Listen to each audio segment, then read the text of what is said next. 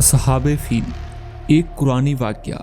अल्लाह ताला ने इस वाक़े को कुरान पाक में क्यों बयान फरमाया? इस वाक़े की हकीकत क्या है?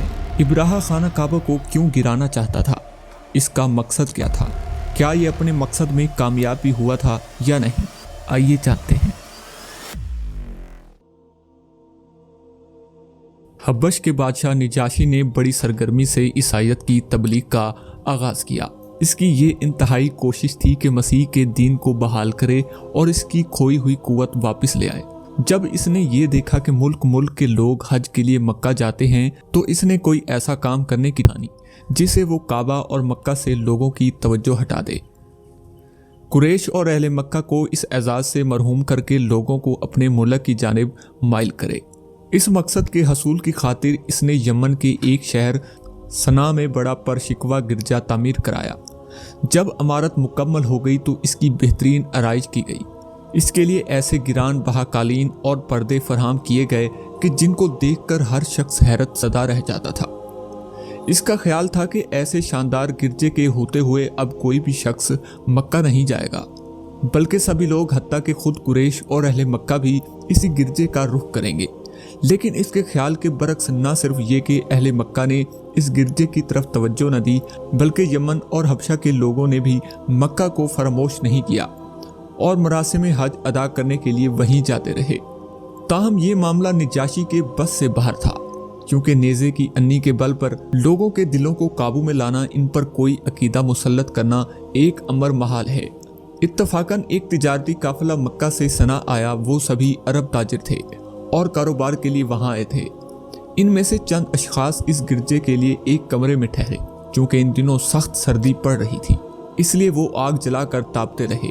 लेकिन वहां से जाते वक्त वो इसे बुझाना भूल गए और रफ्ता रफ्ता वो आग सारे गिरजे तक फैल गई, जिससे वो जल बुझ गया। नाज़रीन, जब गिरजे में आग लगने और इसके जल जाने के इस वाक़े से निजाशी को मतला किया गया तो वो बेहद गज़बनाक हुआ। वो दिल ही दिल में कहने लगा कि हो न हो, इस अरबों ने दुश्मनी की बिना पर हमारे गिरजे को आग लगा दी है। चनाचे इसने कसम खाई कि वो भी इनके काबे को उठा देगा और इसका निशान तक मिटा देगा। इस मकसद के हसूल के लिए इसने अपने सिपा सलार इब्राहा को तलब किया और इसे घोड़ों, हाथियों के मसला सवारों और पैदल फौजियों के साथ मक्का रवाना कर दिया।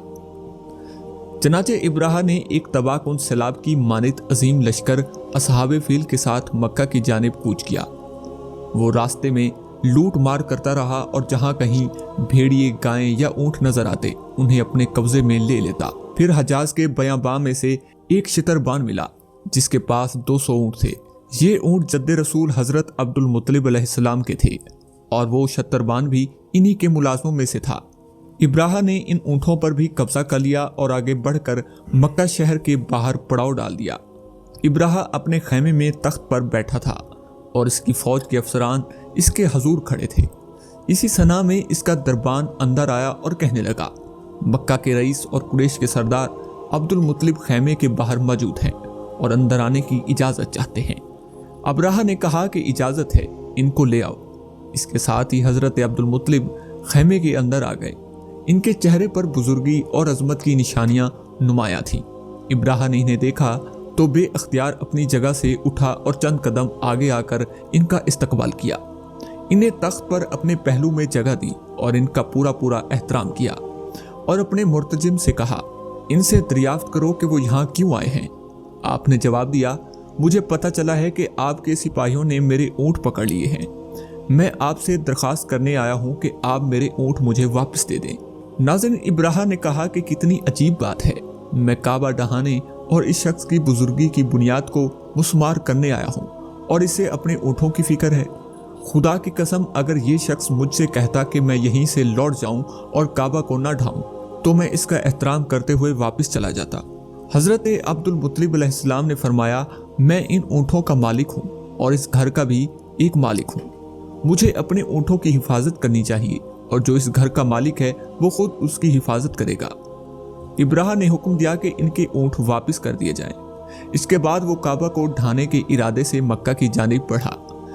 लेकिन अभी इसने शहर में कदम भी न रखा था कि अबाबील नामी छोटे छोटे परिंदे मक्का के आसमान पर नमूदार हो गए और रफ्ता रफ्ता इब्राहा की फौज के सर पर पहुंच गए। वो परिंदे बमबार हवाई जहाज़ों की मानिद सुजील नामी संगरेजे उठाए हुए थे और सिपाहियों के सरों का निशाना लेकर इन पर गिरा रहे थे। चनाचे इनका फेंका हुआ हर संगरेजा इब्राह की फौज के एक न एक सिपाही की हलाकत का मौजिब बन गया।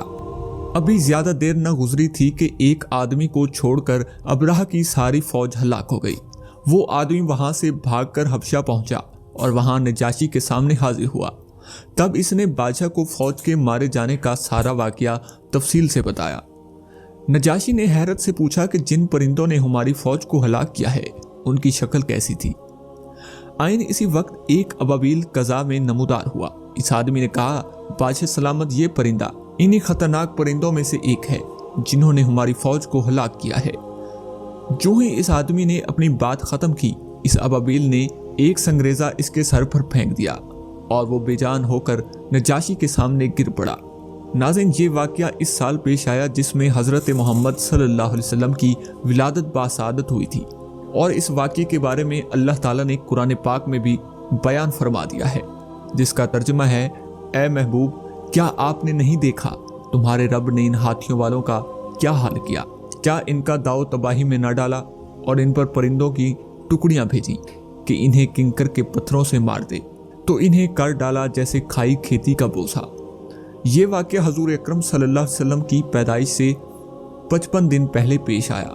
इस वाक़ये की वजह से पूरी दुनिया की तवज्जो खाना काबा की तरफ हो गई और अक़वाम आलिम को इस बात का अंदाज़ा हो गया कि क़यामत तक के लिए अल्लाह ताला ने इस घर को इज़्ज़त व एहतराम के लिए चुन लिया है और अगर इब्राह का लश्कर गालिब आ जाता तो वो आपकी कौम को गुलाम बना लेता।